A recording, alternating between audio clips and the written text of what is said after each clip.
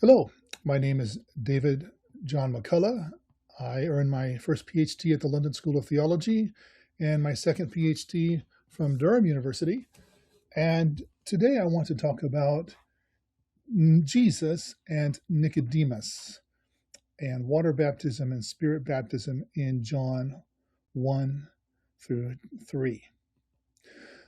There was a man of the Pharisees, Nicodemus by name, a ruler of the Jews. Character and character development are, of course, crucial for any story, and the Gospel of John is no exception. Interesting man, this Nicodemus. He's paired with another very interesting character as well, a certain Jesus of Nazareth. Oh, and did I mention John the Baptist? So many characters. Where to start? Well, we could begin with trying to figure out what birth exegesis kepneumatos means.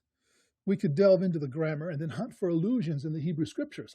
But if we did that, we would neglect our character study, wouldn't we?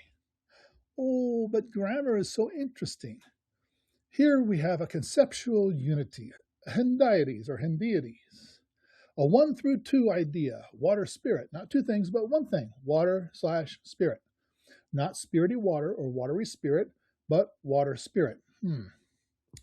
Must it be a Hendiadys? Must it be a conceptual unity? Oh, yes, the grammar requires it. A preposition plus a noun plus a conjunction plus a noun must necessarily be a conceptual unity. And because it's a conceptual unity, the event described in John 3:5 is instantaneous. There can be no physical rituals because that would take up time. It has to mean that the moment one believes in Jesus, he or she is born again from above. Conceptual unity absolutely excludes any reference to John's water baptism or to Christian water baptism or to a woman's birth water or even to a subsequent spirit baptism. Well, how about 1 John 5:6, dihudatos kehematos, through water and blood, or Numbers 6:3, apo inu ke sikira, from wine and beer, or Numbers 26:64, Hupo Mose ke Aaron, by Moses and Aaron. None of these or those are a conceptual unity. I think a more accurate assessment is that the grammar allows for the exegesis kepneumatos construction to be a conceptual unity, but does not require it to be so. That then raises the question of what one even means by a, quote, conceptual unity, end quote. So, for example, a meal of bread and wine is a conceptual unity. It's one meal, but it is clearly two distinct elements. Even if John 3:5 is a conceptual unity, that does not require it to be a Hendiadys. It could be, but it doesn't have to be. The question must then be resolved by looking at the narrative itself. What precedents have come before in the story? What framing devices has the author set up that influence the reader? A simple word is context.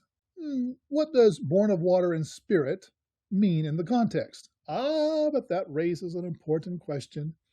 Where does context begin? Shall we establish a contextual perimeter of maybe 5 verses? That would be generous. Or perhaps we could go with the chapter heading. Everything in chapter 3 would then be the context.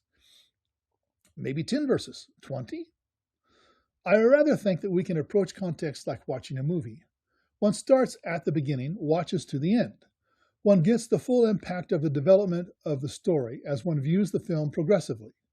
To zip to the end and then watch the middle and then watch the intro and then watch the end again, that would be rather confusing and I think would undermine the carefully constructed effects, emotional, psychological, intellectual effects that watching the movie straight from the beginning to the end generate. For example, if we start with chapter 3, verse 1, there was a man of the Pharisees, Nicodemus by name, a ruler of the Jews, and we fail to read the immediately preceding verses, which tell us that, quote, Jesus knew what was in man, then we miss the potent idea that Jesus knew what was in the man, Nicodemus. So Jesus already knows what's in Nick's heart. But if we only read chapter 3, then we do not know what Nick is interested in. So let's watch the movie from the beginning then. Right from the start, we have several characters. The Word, God, John, a man sent from God, We have group characters, the world, and then the people of the Word, none of whom accept the Word. And then come those who do accept the Word, the children born of God. Let me say that again. We learn that the Word is the Son, and God is the Father, and Moses gave the law, but Jesus Christ gave even more. Then came more characters, the Jews in Jerusalem who sent priests and Levites to John. These priests and Levites want to know if John is any one of the end times heroes. Is John the Christ? Elijah, the prophet? No, no, and no, John replies. Now the author tells us in a narrative aside, the ones who are asking all these questions were sent from the Pharisees. Interesting bit of information. We'll save it for later. The story continues. Why then, John, are you baptizing all these people if you're not an end times hero? Well, John fingers Jesus. Jesus is the Lamb of God who removes sin from the world. Jesus is the reason John came baptizing in water. Jesus is the one who has the Spirit, and Jesus is the one who will baptize in the Holy Spirit. Jesus is the Son of God. What then have we learned so far that will influence our thinking as we read onwards through the story? Politics and religion are pretty well mixed up here. There are Jews in Jerusalem who are Pharisees, who are intensely interested in a man who is performing a religious ritual on people, masses of people, enough people to attract attention.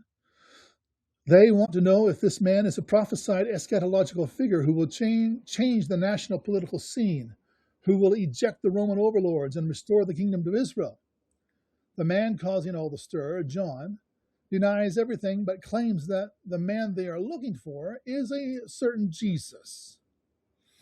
We read on to find that John again asserts that this Jesus is the Lamb of God, and that several of John's disciples jump ship and start following Jesus. They come and see that Jesus of Nazareth is indeed the Messiah, the Son of God, the King of Israel, the heavenly Son of Man. And then we read that Jesus saves a wedding feast using vessels meant for Jewish ritual purification and miraculously supplying the missing wine, the good wine kept until now.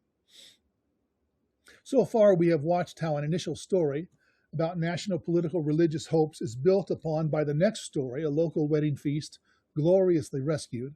It looks like Jesus is bringing the end times messianic banquet to Israel. Then Jesus takes over the temple in Jerusalem. He calls it his Father's house and castigates its current denizens for making it a market house. These are all solidly political moves, Jesus. And in fact, Jesus pays a visit to the offices of the unnamed individuals who had sent priests and Levites to interrogate John. He does it at Passover, as Passover drew near, the time when the sacrificial lambs had to be consumed. Many people started believing in him, observing the signs which he was doing. But we read that Jesus didn't really trust them. He knew all men. He knew what was in man. There was a man of the Pharisees, Nicodemus by name, a ruler of the Jews. And so we have arrived at chapter 3. Now we know who it was who was sitting behind the desk in the office in Jerusalem, sending forth priests and Levites to interrogate John. And now we know exactly what Nick was interested in: politics, mass baptisms, religious eschatological hopes, Messiah, the kingdom. Rabbi, we know that you've come from God as a teacher, for no one can do the signs that you're doing, like taking over our temple, the religious center in the capital city, unless God is with him. Nice intro, Nick, but I think you want to know more than whether or not Jesus is a good teacher. You know that already. Nick, unless you are born from above, you cannot see the kingdom of God. What's the story so far, my dear reader? A mass religious movement, a charismatic baptizer, government inquiries from the Pharisee party, concerns about political upheaval, the coming of Messiah. Nick wants to see the messianic kingdom, and Jesus knows it. How is it possible for a man to be born being old?